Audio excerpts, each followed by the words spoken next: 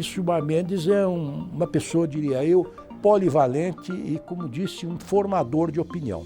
Tem na presença, na figura do Gilmar, alguém que funciona como agente estabilizador da nossa República. Um dos maiores constitucionalistas da história do Brasil. O ministro Gilmar Mendes não é mecânico, é orgânico. E não é, tecnicamente, autômato. Ele é autônomo. E muito tem contribuído para que o Supremo seja politicamente independente e não subserviente. O próprio Supremo Tribunal Federal e o Brasil devem muito ao ministro Gilmar Mendes. O Gilmar não é só bom, ele é excepcional, é o jurista único da geração. O ministro Gilmar Mendes tem essa característica, ele ama o que faz, ele gosta do que ele faz, ele tem paixão pelo que faz. Gilmar Mendes está na história do Supremo Tribunal Federal e da Justiça brasileira como um dos seus maiores nomes. A pequena cidade de Diamantino, no Mato Grosso, viu nascer Gilmar Ferreira Mendes. E no berço da família surgiu a inspiração para um futuro. Eu tinha uma família que tinha tradição jurídica. Meu bisavô foi desembargador por muitos anos e militou também na política do Mato Grosso. Muitos tios eram juízes. O meu avô era um advogado prático, aquilo que a gente chamava rábula. Então fazia júris e a gente acompanhava aquilo, era um espetáculo. Diamantino era uma sede de comarca. Para seguir a trilha dos referenciais familiares, foi preciso partir do interior e a efervescente capital política do país recebeu o jovem Gilmar. As salas de aula da Universidade de Brasília testemunharam o começo de uma das mais importantes carreiras jurídicas do Brasil. Eu conheço o ministro Gilmar Mendes desde a Universidade de Brasília, quando ele foi aluno da Universidade de Brasília. Uma grande característica de Gilmar Mendes, vamos dizer lá para trás, é a sua, uma palavra que a gente fala sofisticada, mas é uma palavra objetiva, chamada obstinação. A vontade de vencer, de trabalhar, de se dedicar, plantar a sua vida, estruturar o seu mundo e ser vitorioso, que foi realmente uma característica dele sempre, inclusive como estudante. Na Universidade de Brasília, nós encontrávamos com a elite dirigente da época, né? Fui aluno do ministro Moreira Alves, Flávio Marcílio, do Henrique de Araújo, em suma, grandes nomes daquela época, né? E acompanhávamos sessão do Supremo, vínhamos até o Senado. A partir de 74, nós já tínhamos um ambiente de maior liberalização política, embora ainda no regime autoritário, e depois, já na universidade, a gente vinha muito ao Senado escutar os discursos. Eu conheci o ministro Gilmar Mendes em 1983, há quase 40 anos, e fizemos uma amizade instantânea. Nós éramos colegas numa turma de mestrado na Universidade de Brasília, e o curioso é que já desde aquela época o Gilmar era uma pessoa diferenciada. Ele exercia-se uma liderança natural, não pelo modo de falar, não era de gestos muito largos, nem tinha uma voz tronitoante, mas era pela qualidade do pensamento dele. Ele conhecia todas as teses dos problemas jurídicos que eram debatidos nas aulas, na sala de aula. E conhecia todos os pontos confrontantes que eram importantes. Conhecia as doutrinas mais insinuantes, as doutrinas mais ao dia do que era produzido sobre os pontos de controvérsia. E quando nós estávamos no debate, a gente sempre esperava a palavra do Gilmar, porque a gente sabia que ali ia ter uma direção diferenciada para todo o debate, para todo o diálogo que se formava na sala de aula. Era fantástico.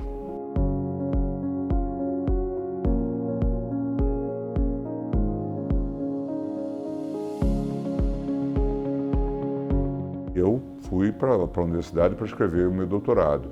E escrevi o doutorado, obra publicada em alemão, também está publicada em português, sob o nome de Jurisdição Constitucional, e voltei ao Brasil em 90, portanto cumpri todo esse papel. Na Alemanha vivi a queda do Muro de Berlim, 89, não é?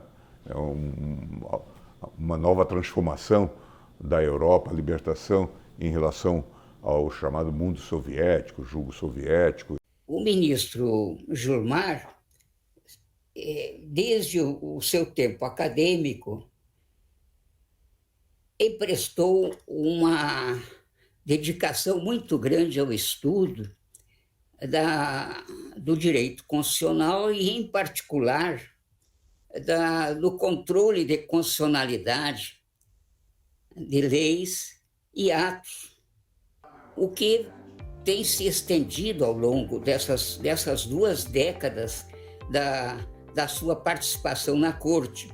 Ele fez o curso de doutorado e defendeu tese também sobre esta matéria, mas já trazendo, então, a contribuição do Tribunal Constitucional Federal Alemão, o que não deixou de ter uma importância muito grande. O ministro Moreira Alves já trabalhava também com essas informações.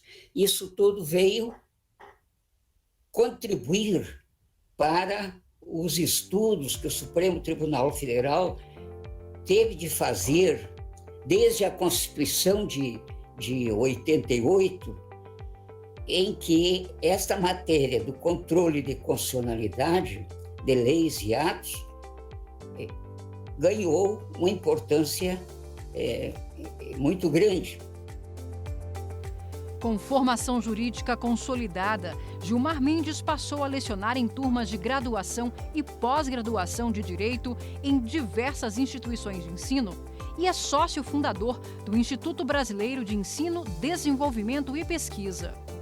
Na sala de aula, os alunos ficam fascinados com as aulas do professor Gilmar, porque ele não trata como um superior que está falando com um discípulo que simplesmente vai acolher uma palavra profética sobre o direito. Ele expõe pontos de vista, está aberto a perguntas, está aberto a conversa, a uma eventual dissidência, realmente alguém que trata qualquer pessoa que lida com ele como um ser humano de igual dignidade. Eu lembro que eu testemunhava quando nós lecionávamos juntos, também quando eu assistia às suas aulas, a paciência e a abertura dele a receber os mais distintos questionamentos, nem sempre os mais bem feitos, mas muitas vezes sim. Então foi um orientador muito humano, assim, muito acolhedor e muito paciente.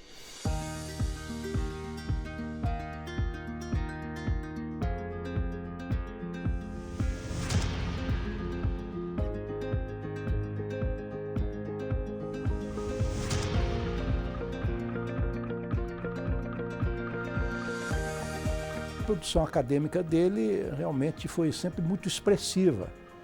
Ele publicou inúmeros artigos em revistas especializadas, livros. Um dos livros dele de maior curso, de maior circulação, é o Curso de Direito Constitucional, que ele escreveu em parceria com Paulo Gonebranco. E é um livro de referência para todos aqueles que queiram se inteirar dessa disciplina. E a contribuição do ministro Gilmar Mendes neste curso de Direito Constitucional, mais tópica, mais pontual e que teve talvez uma maior repercussão, até pela experiência dele, é justamente o controle de constitucionalidade. São poucas as pessoas que entendem como ele deste assunto, tanto do ponto de vista prático, como ministro do Supremo Tribunal Federal, como sob a perspectiva acadêmica. O Gilmar costuma dizer que nós somos parceiros de escritura e nada me orgulha mais do que isso, né? Do que atuarmos juntos nesse livro de que eu tenho tanto orgulho de assinar junto com ele. Esse livro surgiu de uma ideia do Gilmar. Nós dávamos aulas de pós-graduação na área do direito constitucional e pensamos, estamos nos esforçando, as aulas são sempre preparadas, a gente procura estar sempre atualizado. Por que não transformar essas aulas em um livro? E assim surgiu a ideia do curso de Direito Constitucional, que já está na 17ª edição neste ano de 2022. Habilidade conciliadora e refinado conhecimento jurídico conduziram a trajetória de Gilmar Mendes a diversos cargos públicos. Primeiro como oficial de chancelaria do Ministério das Relações Exteriores, depois como procurador da República, onde foi aprovado em primeiro lugar no concurso público. Trabalhava na Procuradoria, que cumpria, nesse período ainda pré-88, as funções de Advocacia da União, né, e também de Ministério Público. E eu entrei nesse período, dava parecer em matérias de controle de constitucionalidade no Supremo. Me coube também fazer um trabalho difícil, que era a defesa da União a propósito das terras indígenas do Xingu. Acabei fazendo um trabalho que ainda hoje é considerado bastante relevante. A União vinha perdendo essas causas em favor dos estados e o território do Xingu era alguma coisa muito expressiva. Depois nós acabamos por ganhar essa causa também graças um pouco a esse trabalho.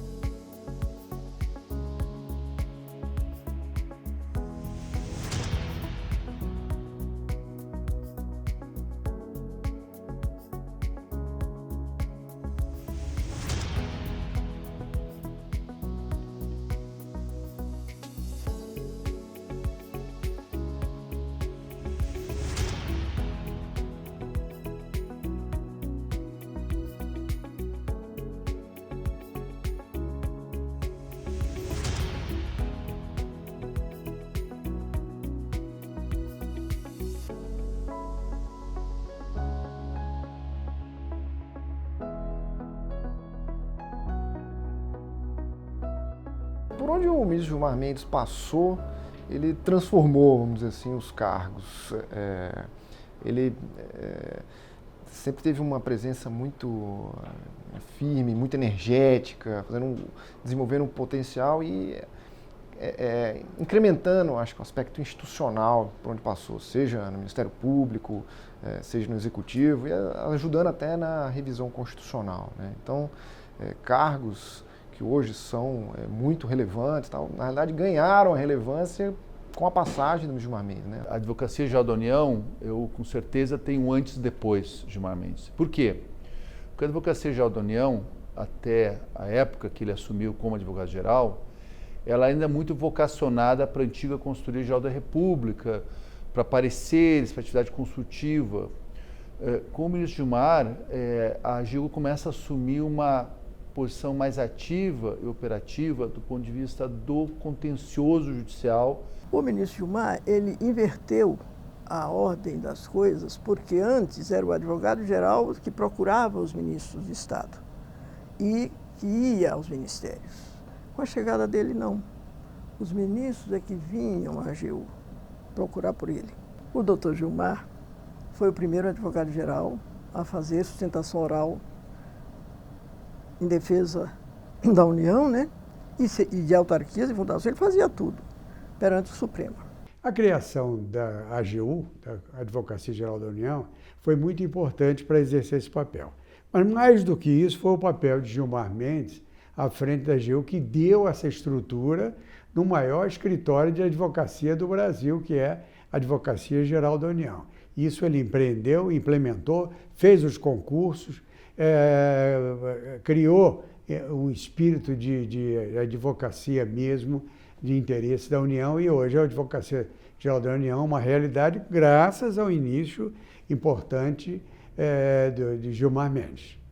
Uma trajetória que culminou na indicação de Gilmar Mendes para compor a mais alta corte do país. Posso dizer que aquilo representou um reconhecimento por parte do então presidente Fernando Henrique Cardoso, do valoroso trabalho que ele exerceu na Casa Civil e na Advocacia Geral da União.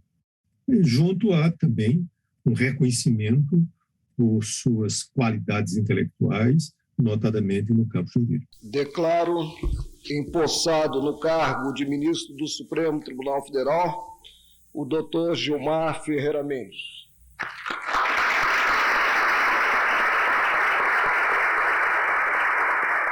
No dia 20 de junho de 2002, Gilmar Mendes ocupou uma cadeira no plenário do STF.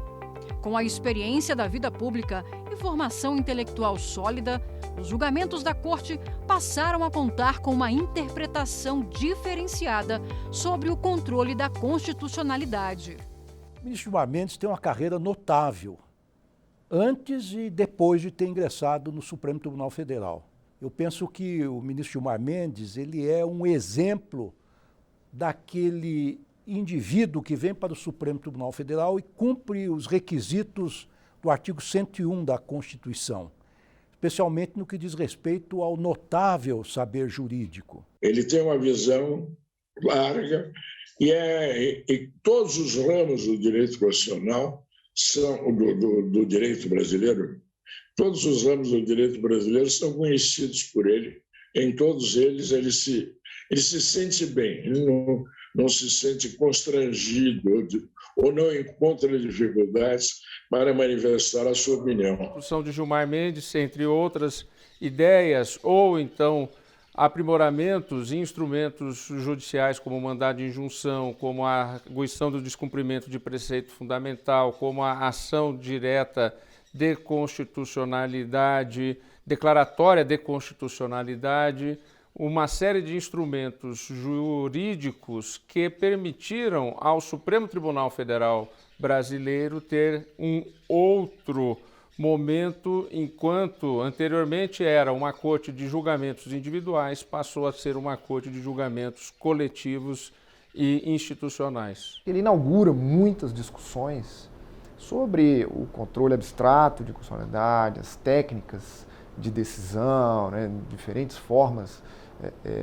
de se aplicarem aos votos, modulação de efeitos, todas essas ferramentas, vamos dizer assim, começaram a ficar à disposição do tribunal e deram uma outra dimensão, uma outra capacidade de resolução para o Supremo, que acabou auxiliando muito em várias questões de difícil ajuste, porque nem sempre a resposta é um mero sim ou não.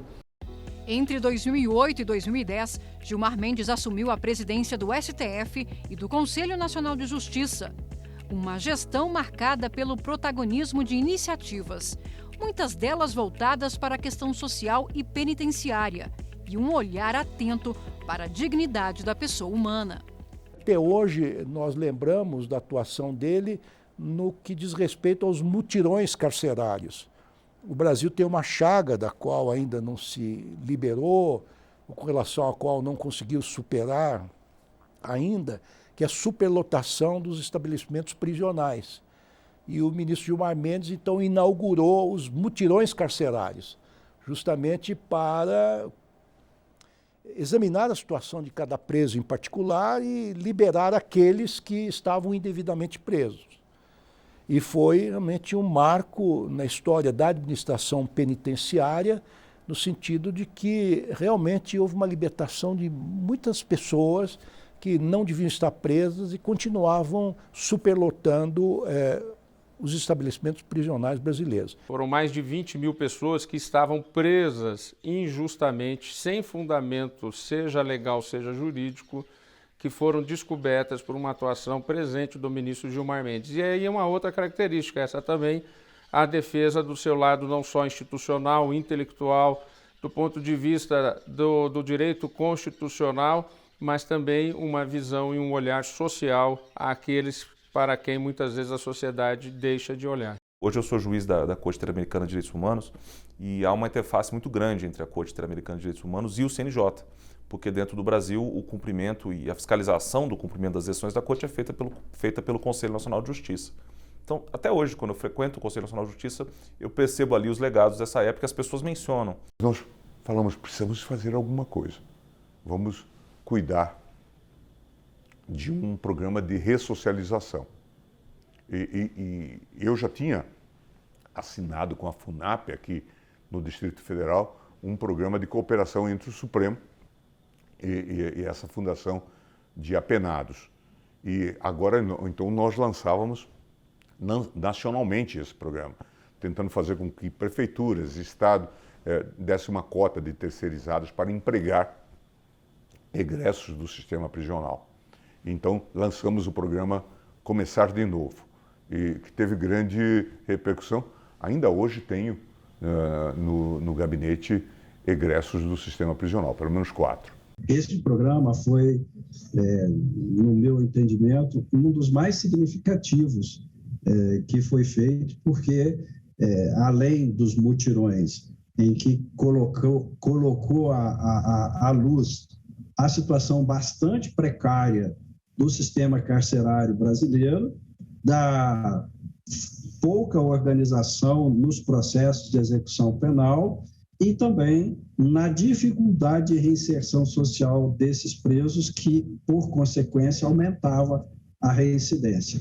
E essa atitude do ministro de estar presente, inclusive, em vários dos mutirões, ele ia ao presídio, conversava com os presos. Isso foi bastante importante e eu acho que assim, um diferencial bastante relevante para a vida da jurídica do país e de cidadania realmente.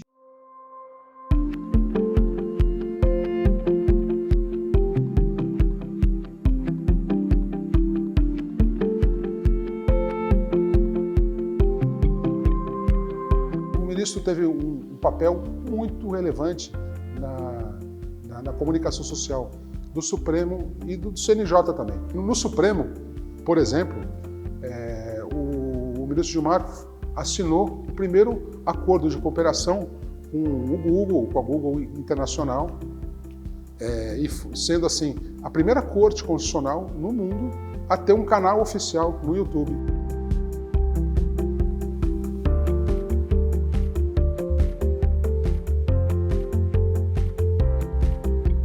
Outro marco relevante na verdade, essa é uma marca pessoal dele, que vem dessa forte ligação que ele tem com a academia, né?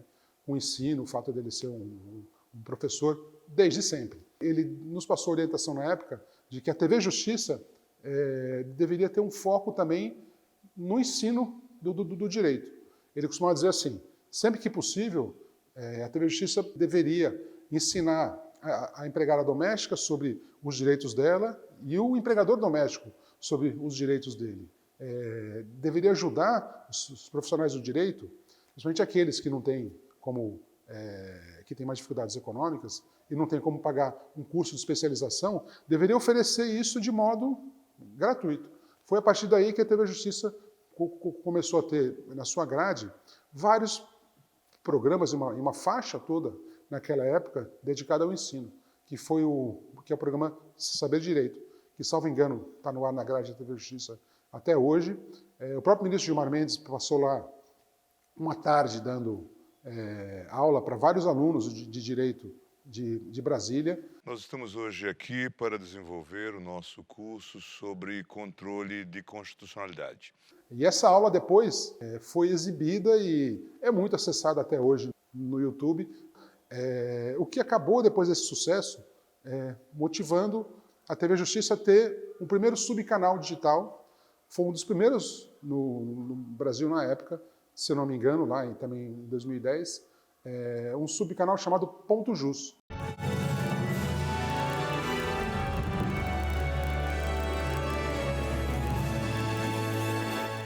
À frente do Tribunal Superior Eleitoral por 2 vezes, Gilmar Mendes também deixou a marca de uma gestão sólida e estratégica. Ele ocupou a cadeira do TSE em 2006 e no biênio entre 2016 e 2018. São inúmeros momentos. No TSE, por exemplo, o ministro Gilmar Mendes presidiu as eleições nacionais e isso realmente é um grande feito. Hoje, como vice-presidente do TSE e aquele que será presidente do Tribunal Superior Eleitoral nas eleições desse ano, eu entendo de uma maneira mais profunda, né, a dificuldade que é ser presidente do Tribunal Superior Eleitoral e presidir as eleições. O ministro Gilmar Mendes fez com excelência. Visão constitucional e largo conhecimento que, ao longo de 2 décadas, foram decisivos em diversos julgamentos. Eu me lembro de um caso, entre outros, que foi o relativo à greve dos funcionários públicos. A greve dos funcionários públicos, segundo a Constituição, exigia uma lei especial e essa lei não vinha e até hoje, na verdade, não veio.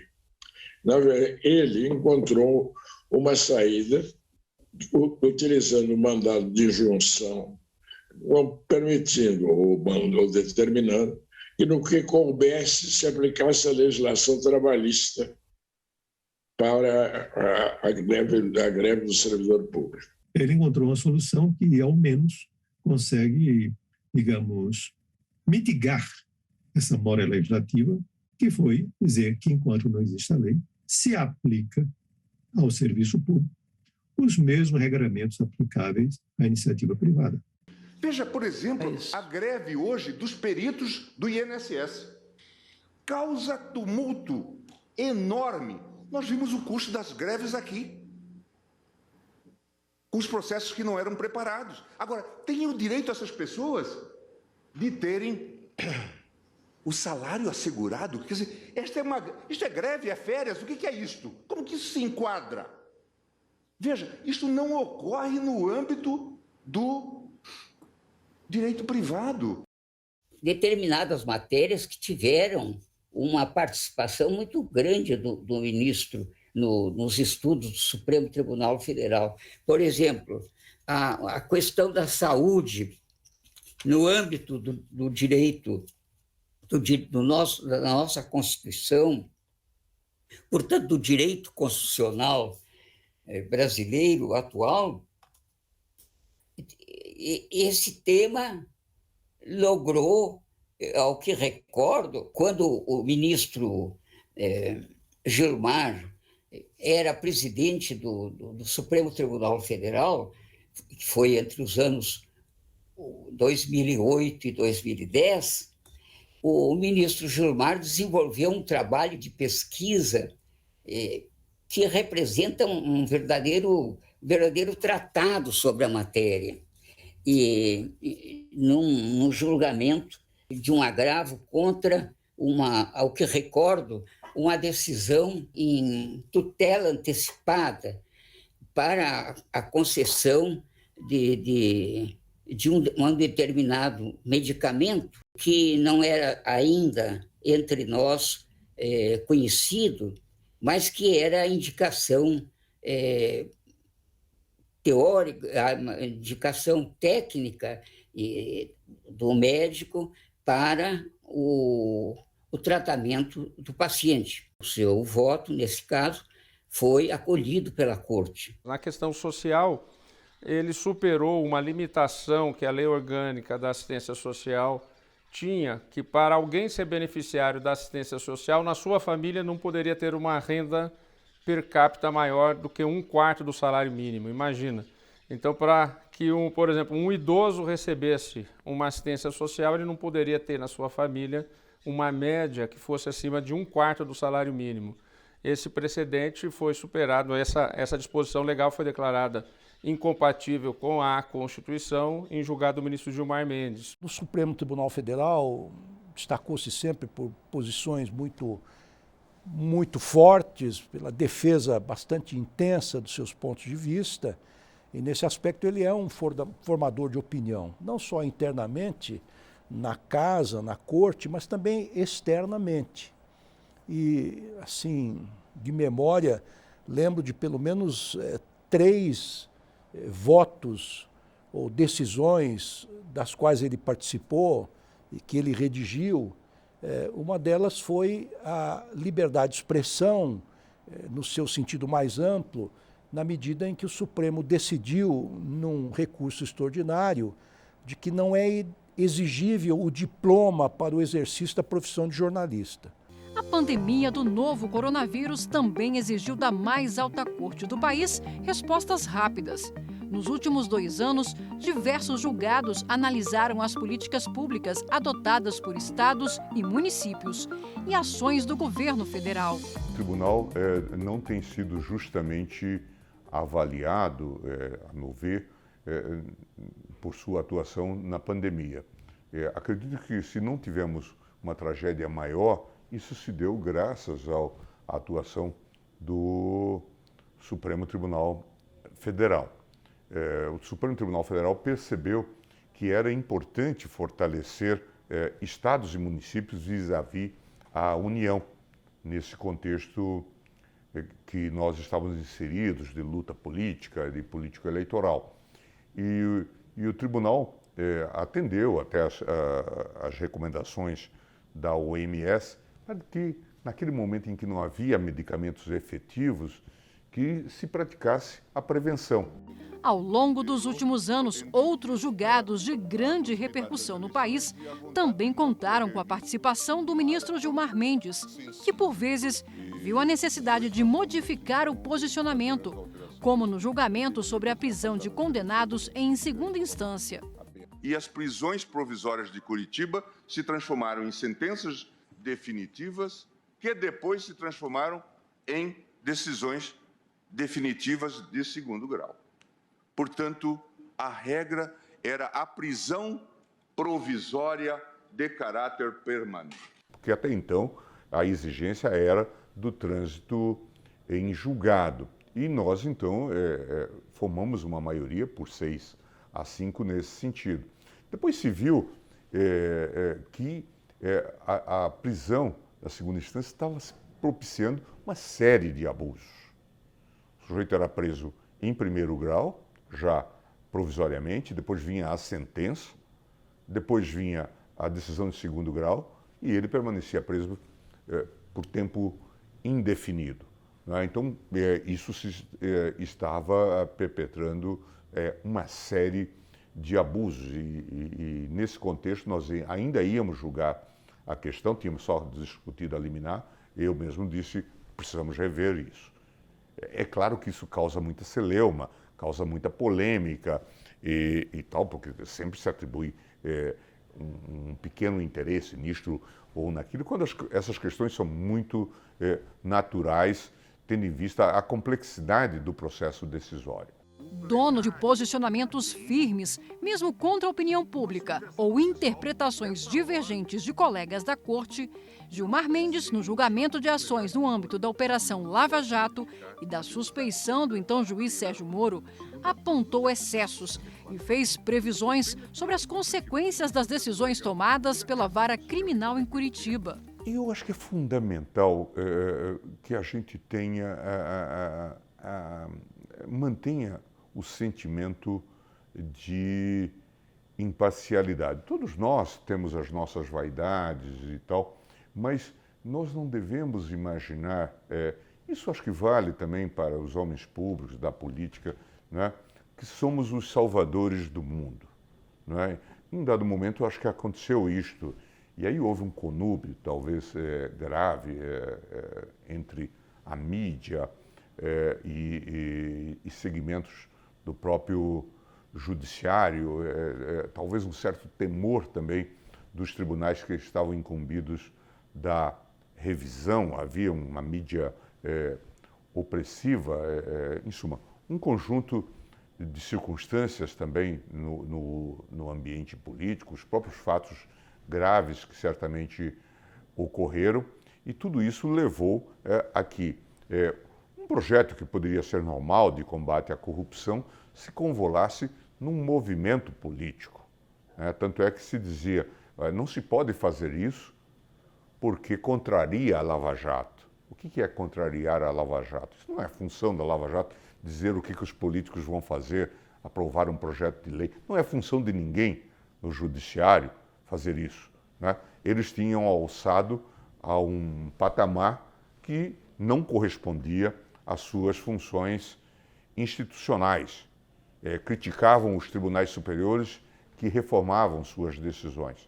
Eu elogiei medidas que foram tomadas pela Lava Jato, mas desde logo aqui na turma, então, na segunda turma, que era incumbida dessa temática, chamava atenção para os excessos das prisões, as prisões alongadas que depois levavam às delações. Eu já brinquei no plenário, vou encontrar várias frases minhas, dizendo que eu sou um mau profeta, porque acabo acertando as minhas previsões.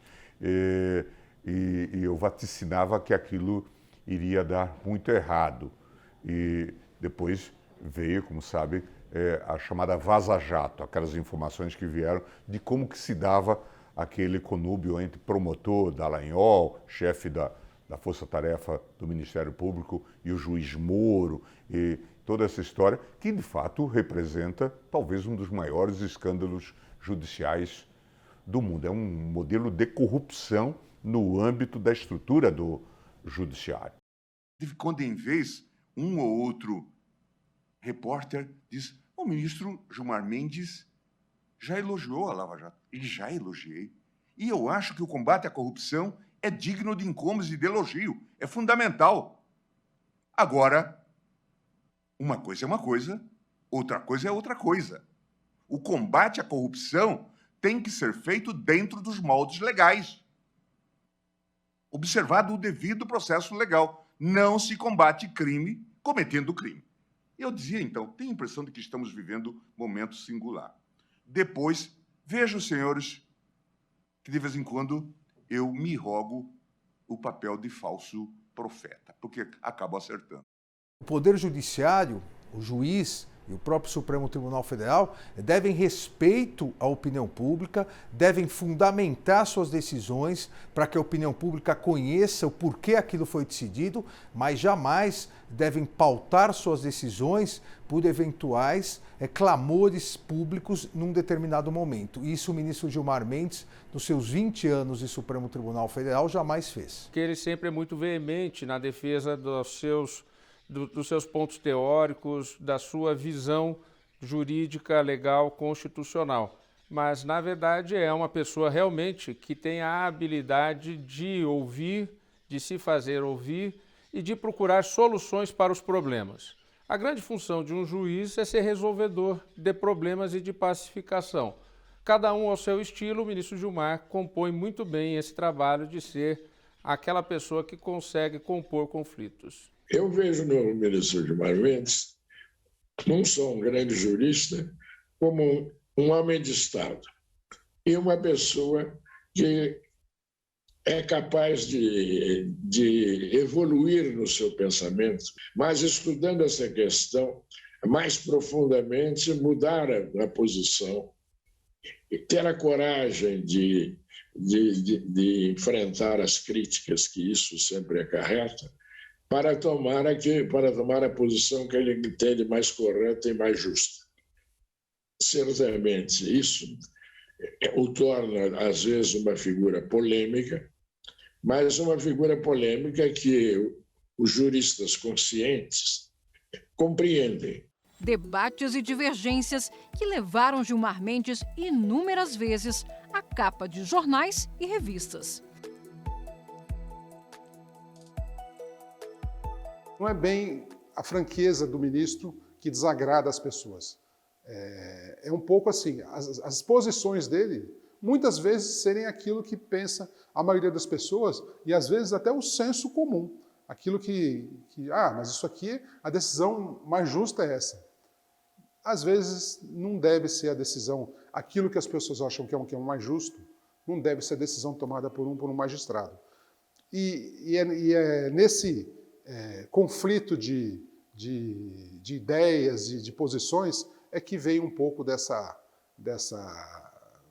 desgaste, vamos dizer assim, que o ministro Gilmar tem às vezes perante a opinião pública. Hoje no Brasil, eu devo dizer que mesmo na área jurídica é preciso ter coragem.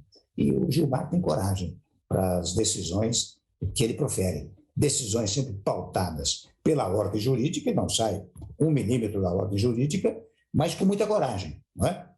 Ele é enfático até, e essa ênfase que ele dá, muitas vezes, ênfase oral, né? Ênfase verbal, quando dá os votos, né? E mesmo ênfase por escrito, né? Isso ajuda muito à preservação da democracia no país, porque é interessante, muitas vezes, conversando com ele, eu digo, olha, Gilmar, acho que o momento exige que se fale obviedades, porque as obviedades são esquecidas. Mas o Gilmar, quando diz obviedades, ele enriquece essas obviedades com a cultura, com a doutrina que ele aporta nas suas falas e nas suas decisões, né? De modo que ele presta realmente um grande serviço ao país. O Gilmar Mendes tem personalidade, uma personalidade forte.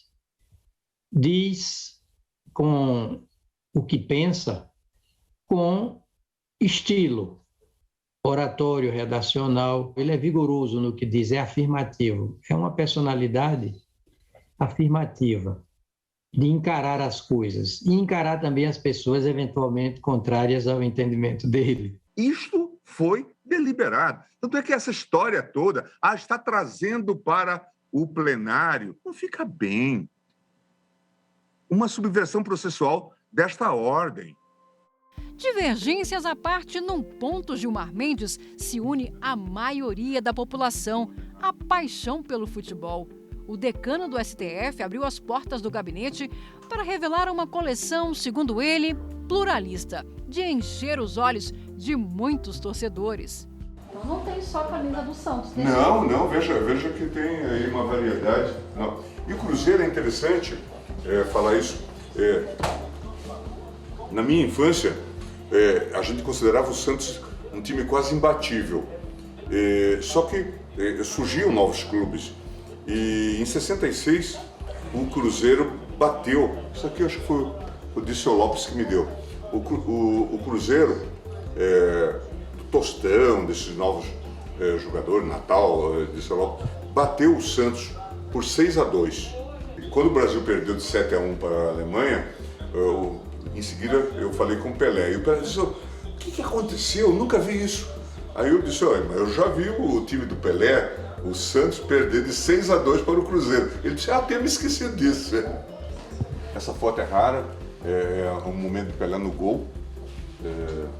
Isso aqui ele me trouxe, acho que estava na AGU, é aquele filme Pelé Eterno. Acho que é uma coisa interessante, naqueles trabalhos que a gente fez com o futebol, a seleção brasileira apoiando os programas do CNJ. A gente sempre que possível tentava fazer essa conexão. Outra paixão acompanha o ministro fora dos tribunais. Há um lado do pouco conhecido do Gilmar de ternura e de devoção amorosa. É pouco conhecido até por motivos óbvios, né? Mas eu acho que vale a pena a gente destacar esse traço essencial para conhecer e aumentar ainda mais a admiração que o Gilmar merece. O que eu estou me referindo é ao casal modelar que ele forma com a doutora Guiomar Mendes. E por que modelar? Por que exemplar? Porque você vê na união deles aquele ideal de respeito, apoio moral, carinho e fortalecimento recíprocos. O respeito e o apego aos valores éticos e morais que a gente procura passar para a nossa família. E nesse ponto a gente se encontra muito. Eu acho que é o nosso maior ponto de encontro, porque o Gilmar pensa exatamente como eu penso a respeito dos princípios que devem ser passados para os nossos filhos. Princípios democráticos que, para Guiomar, norteiam a vida em família e a identidade do juiz Gilmar Mendes. Bom, você me pergunta quem é o Gilmar, né? O Gilmar, para mim, é um homem afeito ao desafio, ao debate, ao embate, ao enfrentamento. O Gilmar é uma pessoa obstinada, é um defensor obstinado dos princípios e garantias constitucionais. É um homem com uma visão prospectiva extraordinária, rara, e um excelente e habilidoso conciliador. Isso eu te resumo quem é o Gilmar Juiz.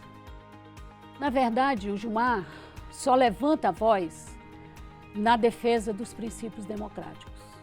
Aí sim, quando se trata disso, eu vejo o Gilmar inflexível, como se diz no Ceará, eu vejo o Gilmar encanzinado. Ele brada, ele levanta a voz na defesa dos princípios democráticos e amansa a voz no seio da família para pregar no âmbito familiar o respeito a esses princípios.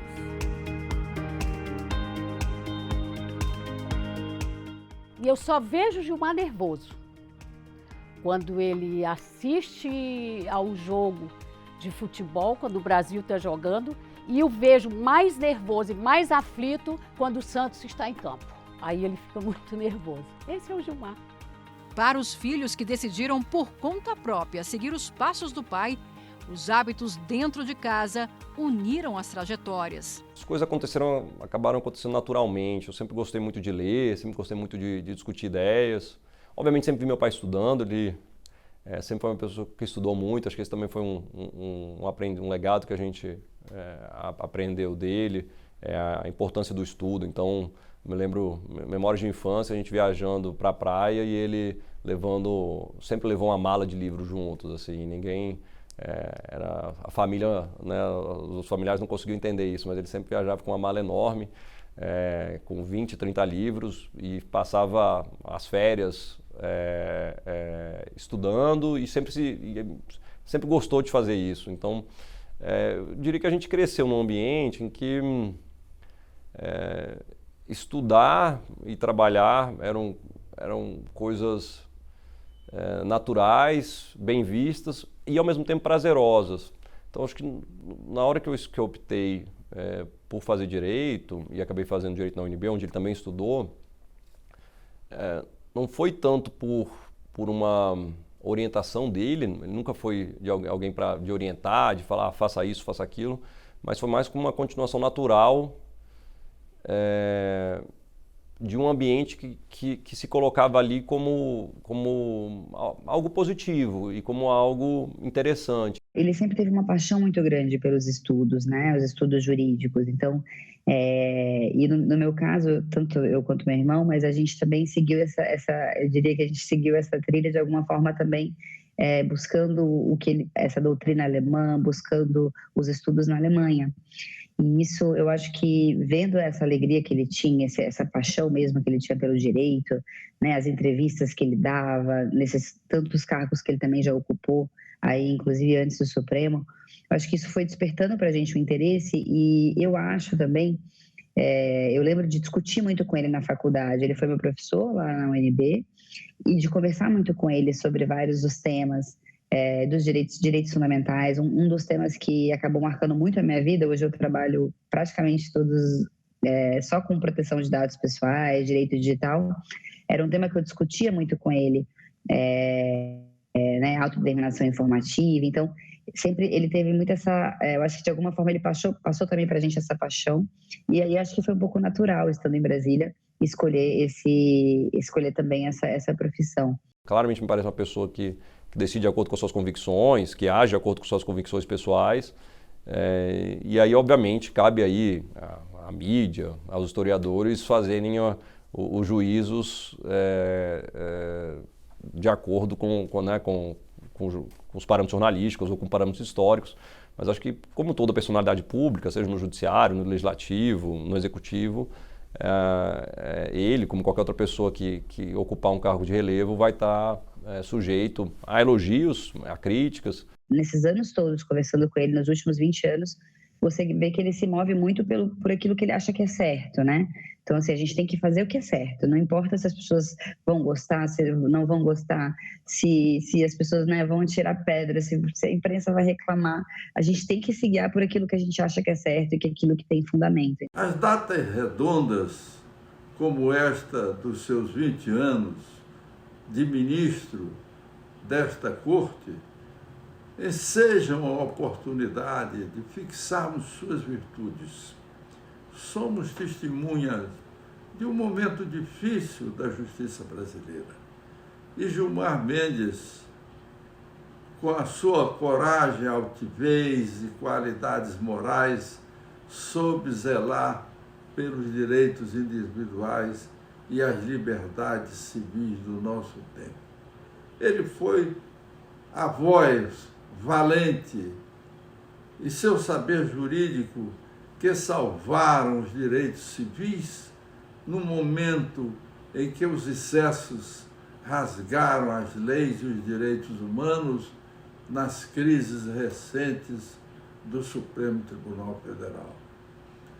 Esses 20 anos marcarão os juízes que evitaram um tempo de obscurantismo da justiça, e Gilmar Mendes será a estrela de primeira grandeza do nosso tempo e a história lhe fará justiça.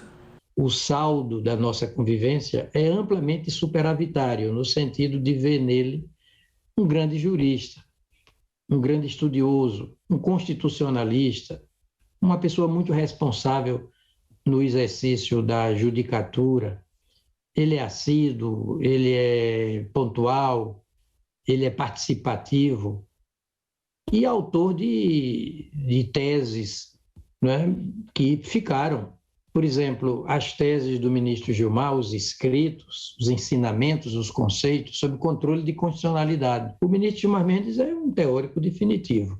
Não podia recusar o seu convite para me pronunciar a respeito deste momento, né, dos 20 anos do ministro Gilmar Mendes, porque realmente ele tem atuado num momento de grande construção na jurisprudência do Supremo Tribunal e tem atuado com a capacidade que decorre dos seus estudos, das suas teses desenvolvidas e das publicações que têm grande influência e grande interesse por parte, especialmente dos estudantes de direito, nesse âmbito do direito constitucional.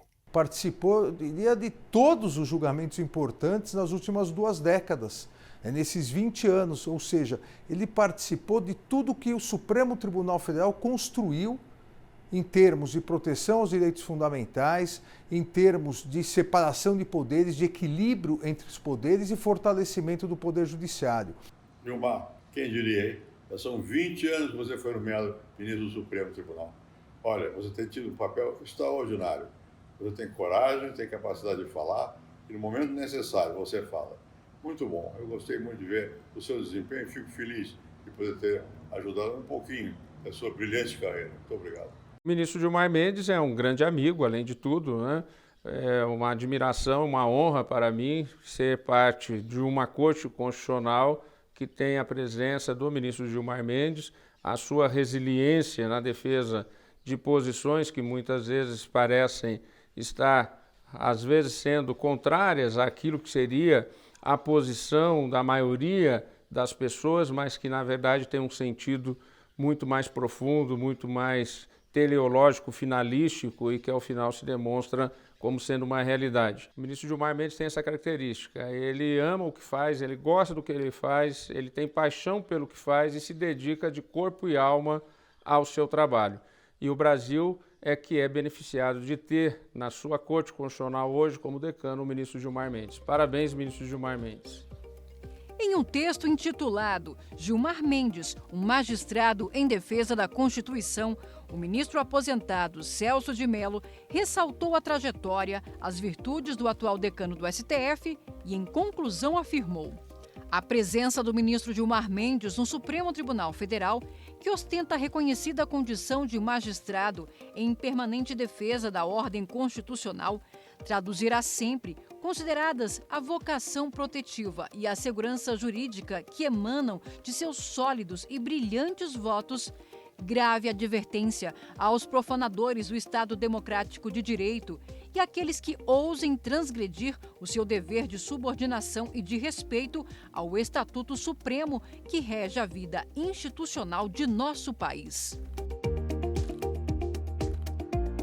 Eu acredito firmemente, como acreditava quando cheguei aqui, que o tribunal tem um grande papel na democracia brasileira, a ideia de uma certa contenção e de arbitragem de excessos no âmbito dos poderes, na construção de direitos fundamentais, na definição de direitos, na ampliação de determinadas políticas públicas. Acho que o tribunal aprimorou-se bastante nesse período.